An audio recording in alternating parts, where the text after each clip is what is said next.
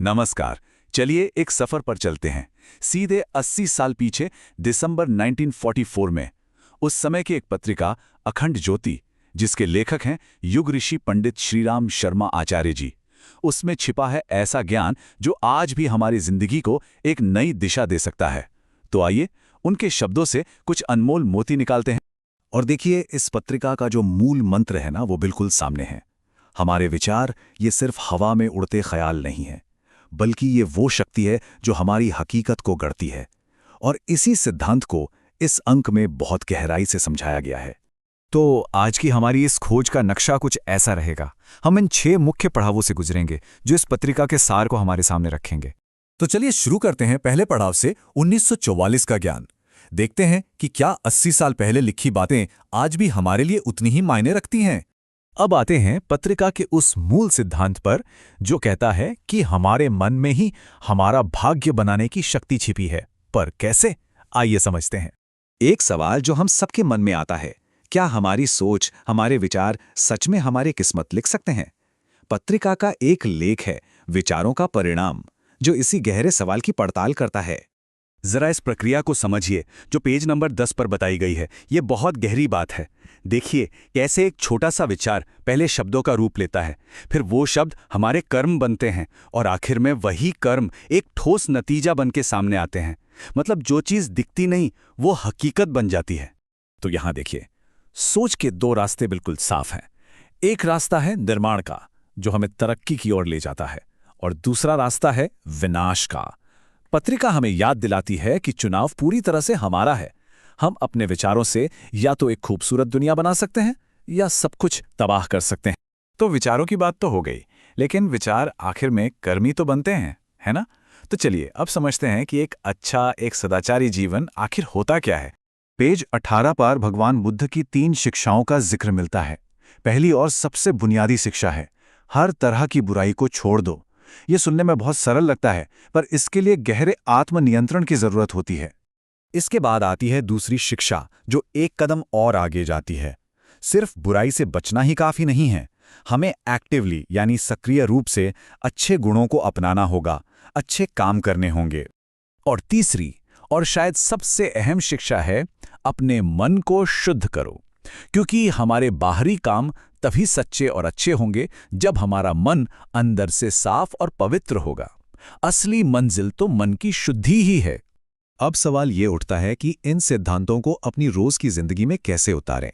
तो इसके लिए पेज 1 का लेख उचित को ही स्वीकार करिए हमें कुछ बहुत ही प्रैक्टिकल बातें बताता है, जैसे कि बुरी संगत से बचना, कड़वा बोलने से बचना और बेईमानी से दूर रहना।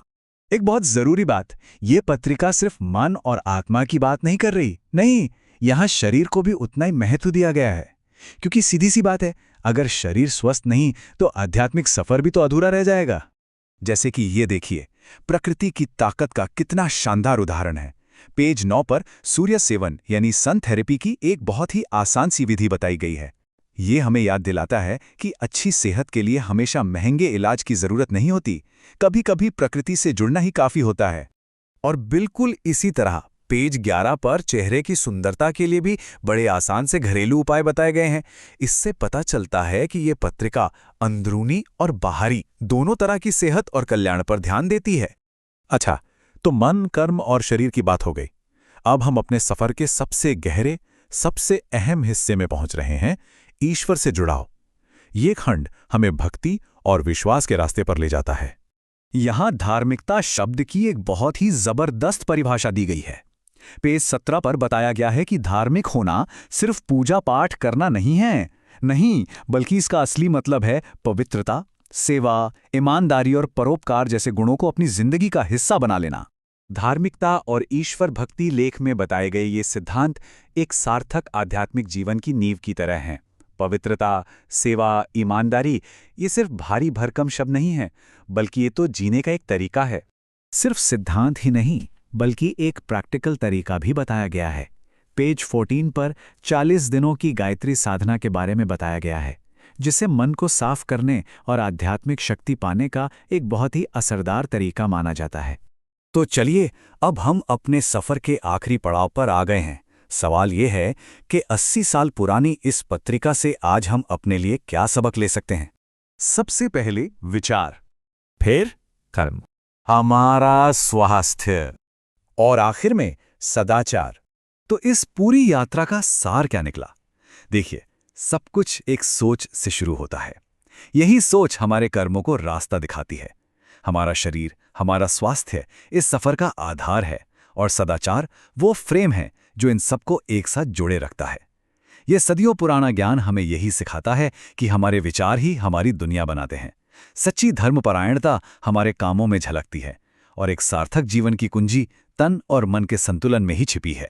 और आखिर में बस ये एक सवाल सोचे, ये ज्ञान 80 साल का लंबा सफर तय करके आज हम तक पहुंचा है। अब ये हम पर है कि हम इस ज्ञान का क्या करते हैं। हमारा आने वाला कल इससे कैसे संवरेगा, इस पर विचार करना बहुत जरूरी है।